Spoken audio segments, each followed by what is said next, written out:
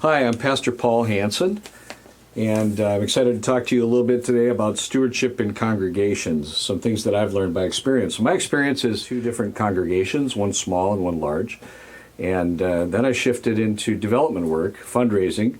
I'm in the development office here at Luther Seminary, and so I work primarily with donors, and have been thinking for some time about how those two experiences could be helpful to you as you lead a congregation. What we're talking about here, not about principles or propositions or understanding things. But I want you to think about it differently. I want you to think about this as encouraging behaviors, helping people understand how to live, how to act. And that's different than just explaining propositions to them. I want to urge you not to use the term stewardship. So ask yourself and your leaders, what do we mean when we say the word stewardship? I mean, what are we talking about? And come up with that content, come up with a sentence.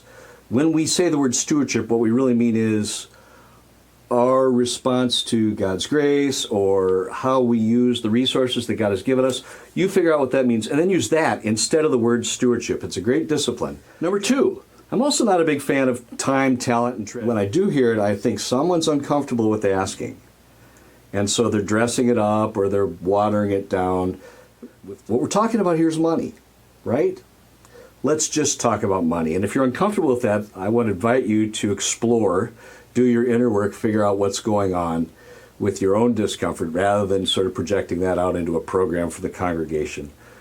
Talk about money. Jesus talked about money all the time. And remember, you're teaching about money behaviors. And people really want to know this. They're longing for the church to be one of the voices that's saying, here's what to do with your money, and here's how to do your money, here's how to do your life. And number three, biblical principles do matter a lot. I expect that you will know and we'll talk about biblical principles like giving is proportionate, first fruits, sacrificial, joyful. Figure that stuff out and know it and be able to use the biblical narrative around that. But remember, you're not just teaching the principles and calling it good. The principles will give shape to what you would say and what you would never say about money in the church, but it's not necessarily the only content. But why do people give? They don't give, we don't give, I don't give because of biblical principles. I give because of relationships, commitments, promises, people, examples, stories, love, and that's where I want you to focus the work that you're going to do in your congregation around money. Remember, it's about behaviors, and behaviors are not driven by this. They're driven down here or by your gut. A lot of churches, a lot of pastors treat people like they're members. I want you to put that aside and instead treat people like they're donors. Pay attention to what nonprofits and universities do with you. Congregations treat people like members and they say, here's what we expect, or here's what we need, or here's our budget, and you ought to do this, or if everyone just did a little more. You're never going to hear that from a nonprofit because the nonprofit will be out of business very shortly. They're going to treat you and everyone like a donor, like a very special individual. How can you take that into your ministry in a congregation? Well, there's a number of different ways. One is, first of all, ask. You really do have to ask people. You really do get to ask people. People want to be asked. People are grateful to be asked. I've sat across the table from folks and asked them for $1 million. And you know what they say? Thank you for asking. No one has ever been mad at me. No one has ever thrown me out. They say, wow, thanks for asking. I'm going to think about that. I'm going to pray about that. Tell me more. They want you to ask.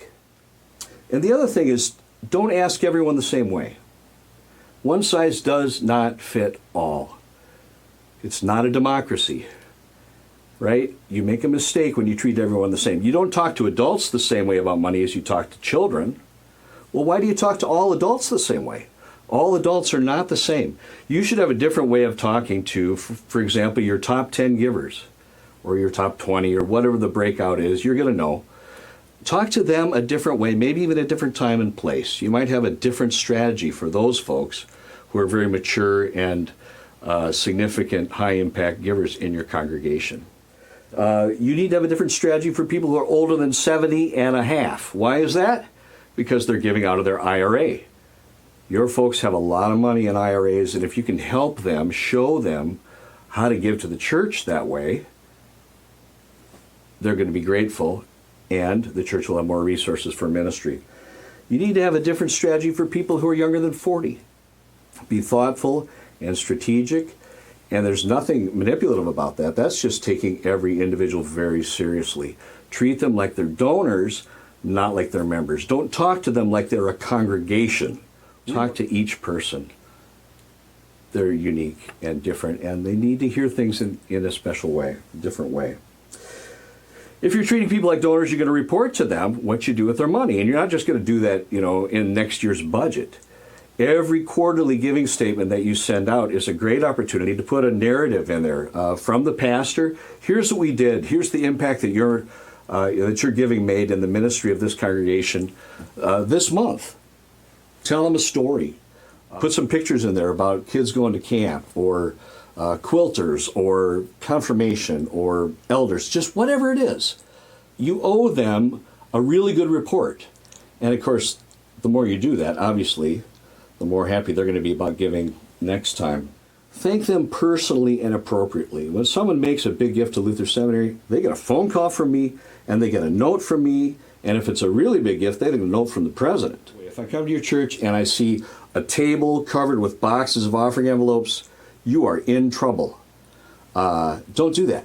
There's way better ways to treat people like donors. One church I know sends out 3 or 4 offering envelopes every month. Here's your monthly envelopes and a note from the pastor. Maybe it's quarterly.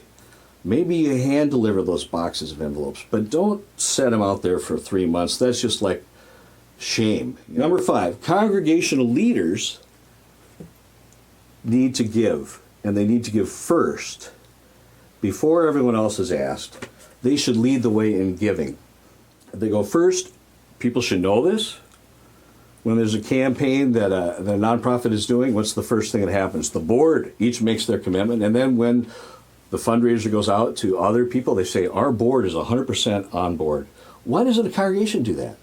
And by the way, why would you want someone on your church council if they're not a mature giver? Which brings me to you.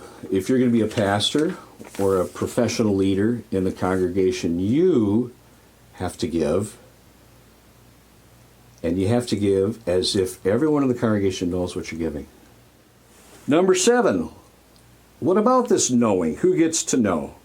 In some congregations, it's absolutely one of the rules that the pastor cannot know what people give. In other congregations, they expect the pastor to know. Of course the pastor should know. It's a spiritual marker, if you will. I don't think that's a hill to do battle on. Whatever your congregation's piety around that, you can work with it. If you're allowed to know, then take a look. You should know who your top 10 givers are. If you're not allowed to know, you can ask the finance secretary, just give me a list in alphabetical order, who are the top 10 or who are the top 20. Ask the congregational finance secretary, give me the average giving of the church council versus the average of the entire congregation, and then report to the church council and say, what do you think about this? Are you higher or are you lower? Let's have a conversation. And ask your finance secretary, if you're not able to see the giving yourself, ask your finance secretary to always update you as the pastor if someone's giving changes. If there's a change in their habits, if all of a sudden they stop giving, or maybe they give a lot more, or their giving drops, they're telling you something, and they actually expect you to know that. They expect the pastor to pick up on that. And so if you don't have somebody giving you that clue, you're going to miss out on a pastoral opportunity. But hey, what's going on? There's been a change. I'm here to listen.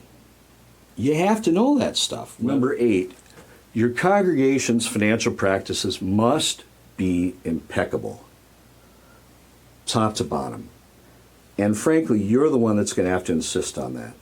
That means that all the money handling, from the time that the ushers carry it down the aisle and back to wherever the money's counted, who counts it, how many are there, how do they sign off, how does it go to the bank, where does it go in the safe, all those kinds of things need to be at all times above board and impeccable. And if you don't know how to do that, Talk to your accountant, talk to your auditors. And that's just not on Sunday morning. Think about what a train wreck it is when the youth bring their $50 for down payment for Bible camp, and the youth director sticks it in an envelope or sticks it in their jeans or something, and then 3 days later they bring it to the church and they dump it out on the secretary's desk. You can't do that.